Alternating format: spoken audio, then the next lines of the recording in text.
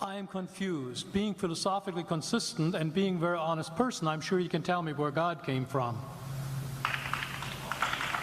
And in addition, once you've told me where God comes from, please try to clarify how you can figure that a spiritual force can have an impact on a material universe to create it. I think that some years ago we already talked about that kind of thing in philosophical circles at any rate, by posing the question, if angels are made of spiritual matter and a pen is made of material matter and spiritual matter displaces no space, how many angels can dance on the tip of a pen? I have a sense of sort of reversal experience here, but please do, go ahead. You got 5 minutes. Now, I just want to know which question. That's all right. You may take the rest of the minutes. We're supposed to do one question at a time. Which one would you like? That was part of the format for the debate. So which question? I want you to fill in the story of the rest of the beginning of the universe. God, spiritual matter, impact on material matter. Okay. So 2 questions. All right. Go ahead.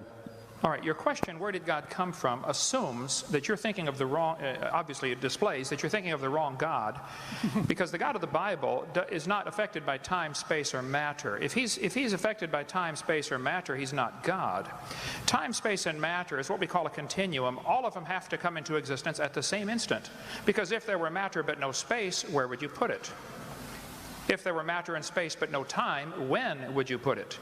You cannot have time, space, or matter independently. They have to come into existence simultaneously. The Bible answers that in 10 words. In the beginning, there's time. God created the heaven, there's space, and the earth, there's matter. So you have time, space, matter, created a trinity of trinities there. Just, you know, time is past, present, future. Space has length, width, height. Matter has solid, liquid, gas. You have a trinity of trinities created instantaneously, and the God who created them has to be outside of them. If he's limited by time, he's not God. The guy who created this computer is not in the computer. He's not running around in there changing the numbers on the screen, okay?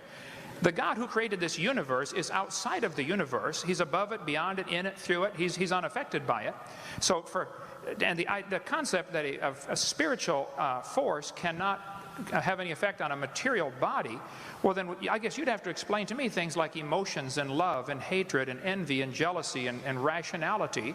I mean, if your brain is just a random collection of chemicals that form by chance over billions of years, how on earth can you trust your own reasoning processes and the thoughts that you think? Okay, so your question, where did God come from, is assuming a limited God. And that's your problem. The God that I worship is not limited by time, space, or matter. If I could fit the infinite God in my 3-pound brain, he would not be worth worshiping, that's for certain. So that's the God that I worship. Thank you.